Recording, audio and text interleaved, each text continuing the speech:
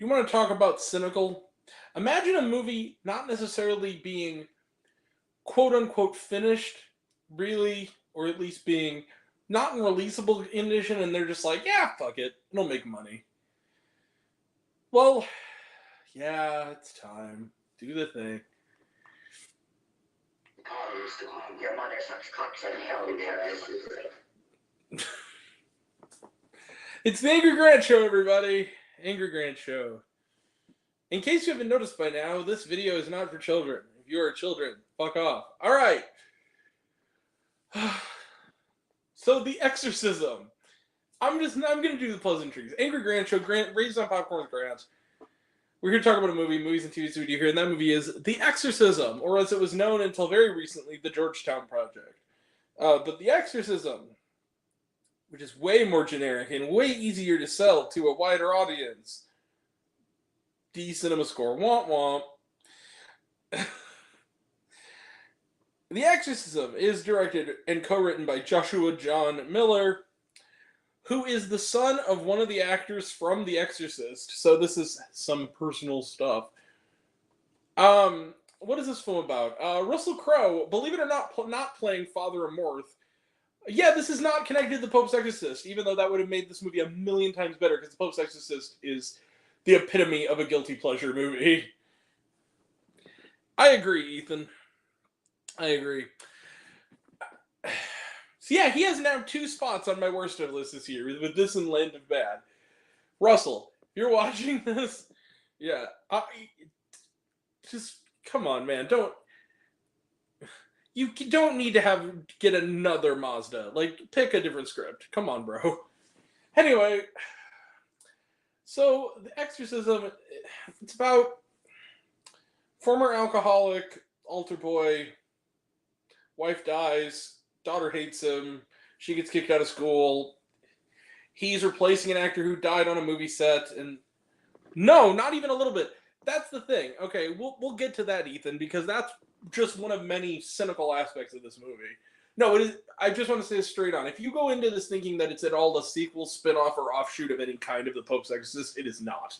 It is 100% not that connected at all. It's kind of the same with Sound of Hope. If you go into Sound of Hope thinking it's Sound of Freedom 2, it's not Sound of Freedom 2. It's not even connected. This is a complete marketing thing. And I'll explain why with this movie.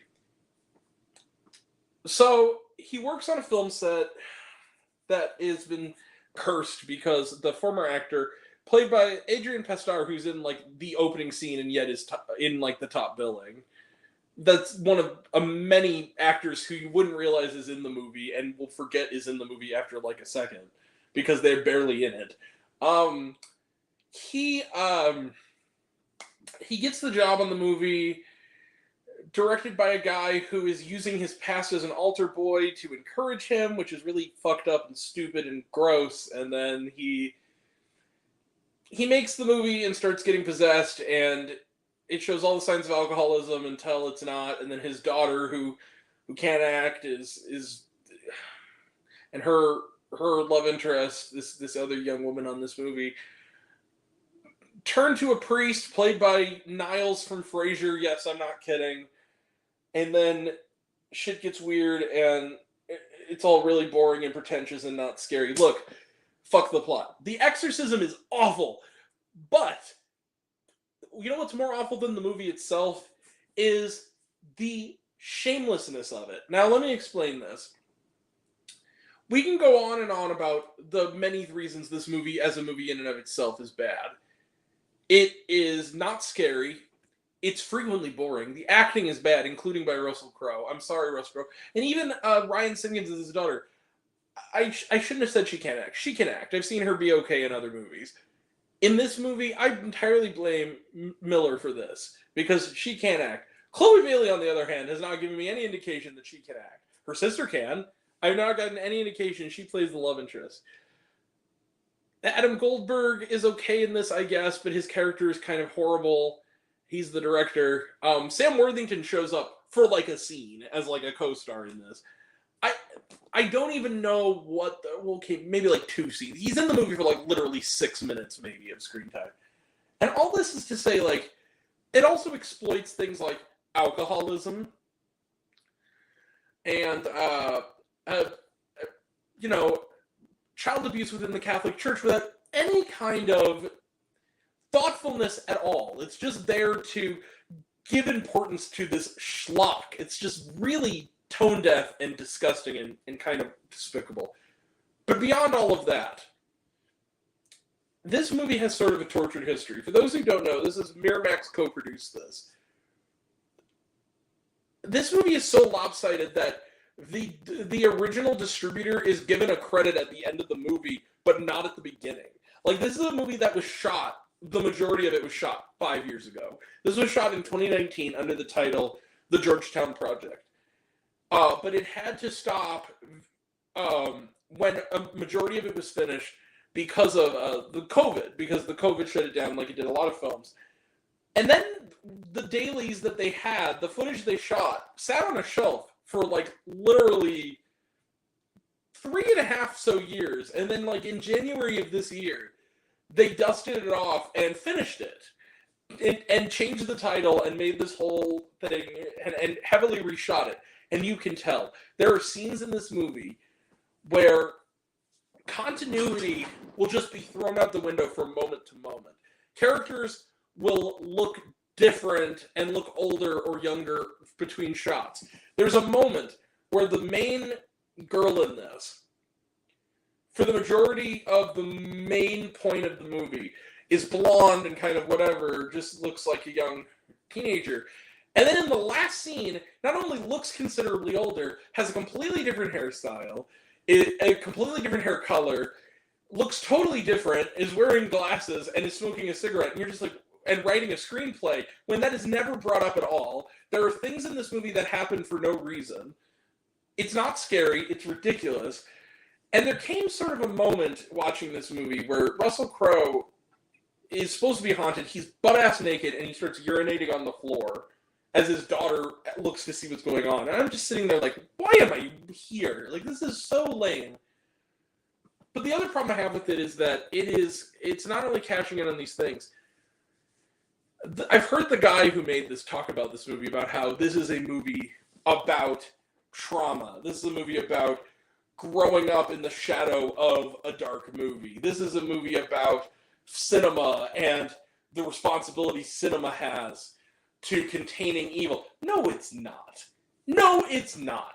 This is, it thinks it is. He clearly thinks it is. But this is just a schlocky exploitation movie in pretentious, elevated clothes. That's all it is. And it really wants to be an A24 movie. We talked a lot in the last video about the Midsommar director's cut, and I noted that there were some indulgent and pretentious elements of that film. But I still loved it. It's the real deal. It earns its pretensions, and it's a genuine film. It's a genuine film that's not only effective and creepy and well done, but also is finished. This does not look like a finished movie. This is not in releasable condition. This feels like they threw all of the footage in the air, chopped it up with scissors, and then whatever fell landed. This is really one of the more lazy films I've seen. And if you take out the endlessly long end credits, where they revealed that Screen Gems, I guess, was going to release this, because they have a credit at the end of this film, but Vertical put it out with Miramax, and Shudder also, I guess. It's like, this has a record of production companies working on it. It feels like, I don't know, it feels like 2 movies were shot and then stitched together, but in like a blender. It's also a movie that, again, if you take out the endless end credits, this movie is maybe 82 minutes. It feels like 5 days. It is so dull and not scary and terrible. And more, beyond anything else, it's just a bad movie. You take out all the offensiveness and all the shadiness, and the fact that they really are piggybacking on you thinking it's the Pope's Exorcist. The poster almost looks identical to the one for the Pope's Exorcist. They know exactly what they're doing here. And it has nothing to do with it. It is because the Pope's Exorcist made a lot of money. That's why they're doing this. It's a marketing thing. They're trying to piggyback. And the other thing is, the Pope's Exorcist was not a bad movie. It was not a great movie, but it was a fun movie. This movie's not fun. This movie is dull. That movie didn't take itself that seriously. This movie takes itself way too fucking seriously. I hated this movie. I hated The Exorcism, and I'm gonna give it. Yeah, you see it. Middle finger of kindness. I hated this movie. 0 stars. Fuck you, The Exorcism. Just fuck you. No more. I'm done. And the ending was the worst. The ending was just stupid. Anyway. What a stupid ass movie. Anyway, The Exorcism. It was bad. I didn't like it. Anyway, The Exorcism. 0 stars. Let's close the book on it. Trailer trash. Talk some trailer trash.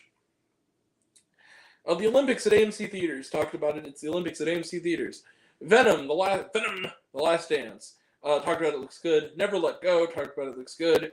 Alien Romulus, talked about it, looks good. Lumina, talked about it, looks good. Speak No Evil, talked about it, looks good. A Quiet Place Day 1, talked about it, looks good. Oddity, talked about it, looks good. A Sacrifice, talked about it, looks good. And was there shawarma? No, there was not. All right, that's it. We will be back shortly after this for a review of the Ghost concert film / horror comedy, I guess. Right here, right now. We also saw that last night. We're going to see it today, but I ended up seeing it late last night. That's why we're doing both of these today. So we'll have a review of that. Tomorrow, we will have a retro review of South Park, Bigger, Longer, and Uncut, which will be back in theaters tomorrow and I believe Wednesday for its 25th anniversary. It's a sing-along version. So one of my favorite movies of all time. Really excited to finally talk about it here on this channel. So, yeah. That's all coming up, and that'll all be next time. And until next time, I'm Grant, the movie and TV guy. I see it all, and I'm happy to share it with you. I love you all. I appreciate you all. Love you all, class dismissed. I love you 3000. Be kind to one another. If you like this video, give it a like if you want to. Give it a subscribe if you want to. Give it the bell. I don't know what it does. That's what you're supposed to do, or so I've been told. Leave a comment, even if you say Grant, I like waffles. It really helps out.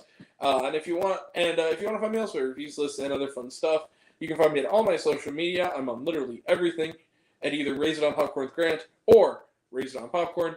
Take care of yourself. Take care of your mental health. It's incredibly important. And I want to know down below, what did you think of The Exorcism? Did you like the movie? Did you hate the movie? Think my opinion's good? Think I'm full of shit? Comment below. Let me know. And until we meet again, we were all raised on popcorn. Make my extra better. I'll catch you guys next time. Really soon. Take care. Like really, really soon. Take care. Bye.